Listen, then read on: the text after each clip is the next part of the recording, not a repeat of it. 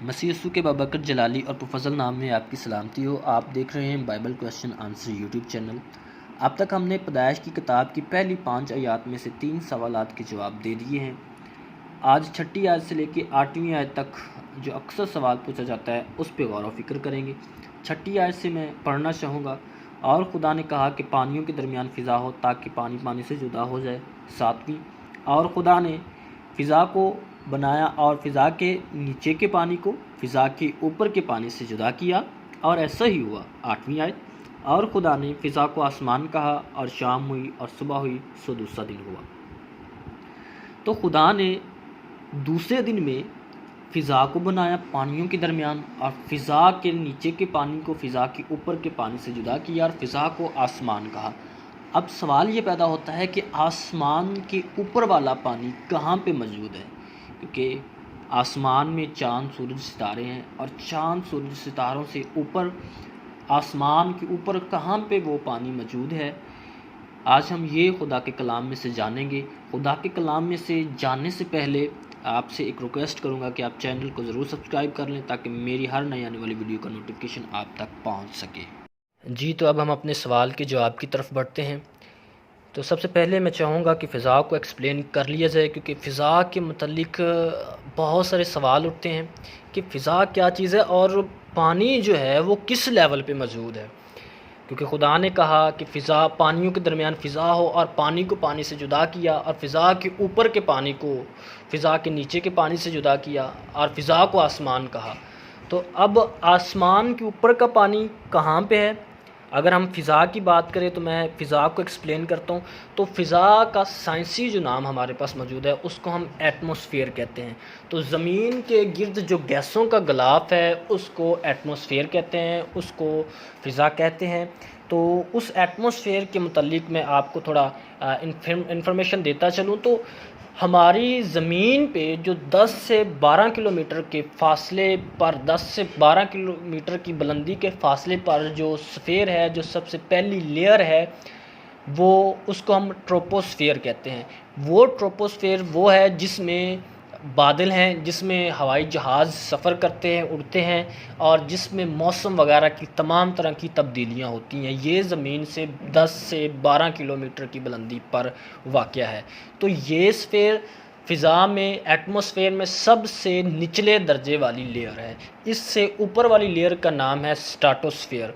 Stratosphere में ozone layer मौजूद है और ओज़ोन लेयर जो है वो वाली लेयर है जो सूरज से आने वाली अल्ट्रावायलेट शुआओं को ज़मीन तक पहुंचने में रोकती है और सूरज की शुआओं को फ़िल्टर करती है। और उससे थोड़ा ऊपर चले जाएं तो स्ट्रेटोस्फेयर के बाद जो लेयर आती है वो है मेसोस्फेयर, और मेसोस्फेयर के ऊपर वाली लेयर को थर्मोस्फेयर कहते हैं। थर्मो और एक्सोस्फेयर, थर्मो और एक्सोस्फेयर दरअसल दोनों एक ही लेयर है, लेकिन इनको जो है ना वो दो नाम दिए गए हैं। इनको अलग अलग भी डिवाइड किया जाता है और बहुत दफ़ा इनको एक ही एक्सप्लेन किया जाता है। और थर्मो यानी एक्सोस्फेयर में हमारी तमाम तरह की सैटेलाइट्स जो हमने ज़मीन से आसमान में छोड़ी हैं, आसमान में गर्दिश कर रही हैं ज़मीनी सैटेलाइट्स, वो सारी थर्मो यानी एक्सोस्फेयर में मौजूद हैं।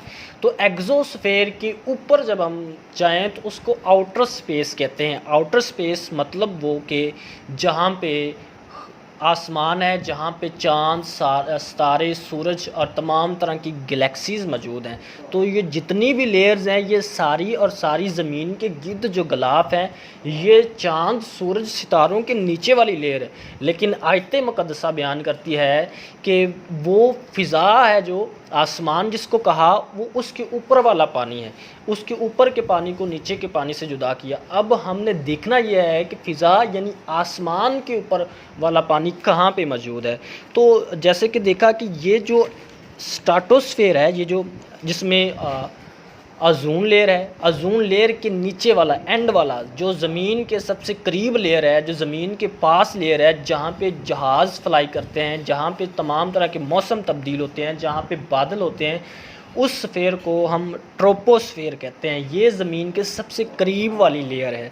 तो इस लेयर को अगर हम ये समझे कि वो पानी जो पानी से जुदा किया था तो वो इस लेयर की बात हो रही है, तो ये बिल्कुल रॉन्ग है, बिल्कुल गलत है, क्योंकि इस सफ़ेर से ऊपर 4 और सफ़ेर मौजूद है और उसके ऊपर चाँद सूरज सितारे हैं, और चाँद सूरज सितारे हैं वो आसमान में है। तो हमने जो आयत मुक़द्दसा कहती है कि वो आसमानों के ऊपर के पानी की बात करती है। मैं आपके साथ एक आयत शेयर करता हूँ, ज़बूर 148 और उसकी चौथी आयत।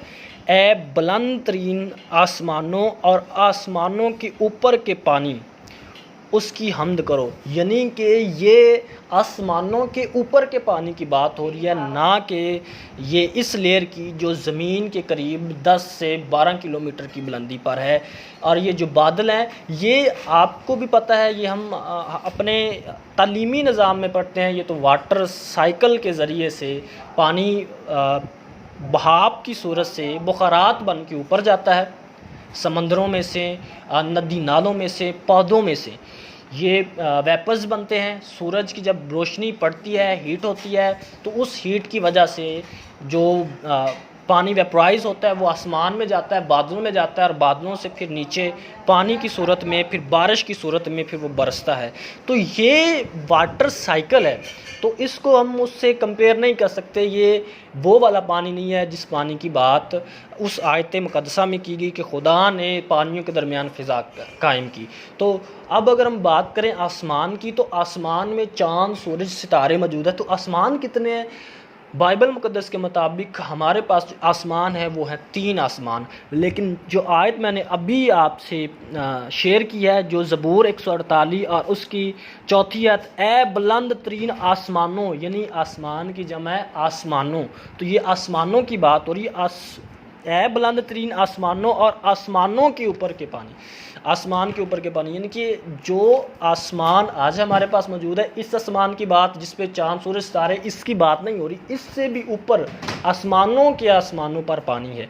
तो ये बात बाइबल से क्लियर होती है कि ये जो ट्रोपोस्फेयर वाली है बादल है, ये वो वाला पानी नहीं है, बल्कि वो पानी वहाँ पे है आसमानों के ऊपर। यानी कि वो कहाँ पे है? अगर हम कलाम मुक़द्दस से, कलाम खुदा से उसको स्टडी करें, तो हमारे पास मुकाशफा में से, मुकाशफा उसका 4 बाब और उसकी 6 आयत अगर हम पढ़ते हैं, तो वहाँ पे यूँ लिखा है, और यूहन्ना रसूल जो है वो क्या देखता है 6 आयत में, और उस तख्त के सामने गोया शीशे का समंदर बलौर की मानद है। तो वो समंदर जो उसने खुदा के तख्त के पास देखा, आसमानों के ऊपर देखा, वो समंदर खुदा ने जो बनाया, एक तो वो समंदर है जो ज़मीन पे है, क्योंकि उसने ज़मीन वाले पानी को कहा कि एक जगह जमा हो जाए ताकि ज़मीन पे खुश्की नज़र आए। इसी तरह ये पानी जो आसमान पे है, खुदा के तख्त के करीब है, जो समंदर है, ये पानी वहाँ पे मौजूद है।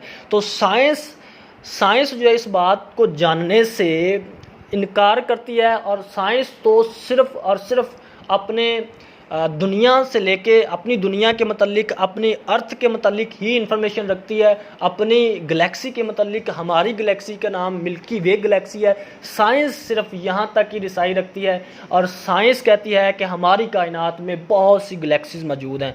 तो एक गैलेक्सी से दूसरी गैलेक्सी पर हम जा नहीं सकते। अगर हम लाइट की स्पीड, अगर लाइट जैसी स्पीड, रोशनी जैसी स्पीड रखेंगे, तो हम एक गैलेक्सी से दूसरी गैलेक्सी पर मुश्किल से पहुंच सकेंगे, मे भी पहुंच जाएं, तो एक गैलेक्सी से दूसरी। लेकिन इसी तरह की आसमान में बहुत सारी गैलेक्सी मौजूद है। तो साइंस जो है वो सिर्फ हमारे आसमान को एक्सप्लेन नहीं कर सकी, लेकिन बाइबल मुक़द्दस जो बयान करती है ये आसमानों के ऊपर के पानी को, तो साइंस वहाँ तक एक्सेस नहीं करती, साइंस की वहाँ तक रसाई नहीं है, साइंस अपना दम तोड़ देती है। लेकिन खुदा का कलाम ये बयान करता है कि वो पानी आसमानों के ऊपर है, यानी खुदा के तख्त के पास वो समुंदर जो आज हमने खुदा के कलाम में से पढ़ा कि वो समंदर गोया शीशे की मानद साफ़ और शफाफ पानी है उसमें।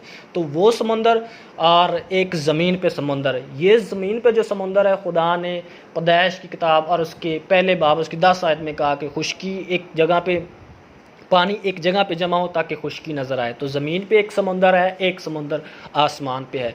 तो इस बात को हम वाज़ह कर सकते हैं कि वो जो पानी जदा किया गया था वो आसमानों के ऊपर यानी कि खुदा के तख्त के पास मौजूद है। तो आपको ये वीडियो कैसी लगी, आपको ये मेरी कोशिश कैसी लगी? अगर आपको अच्छी लगी हो तो लाइक और शेयर ज़रूर करें।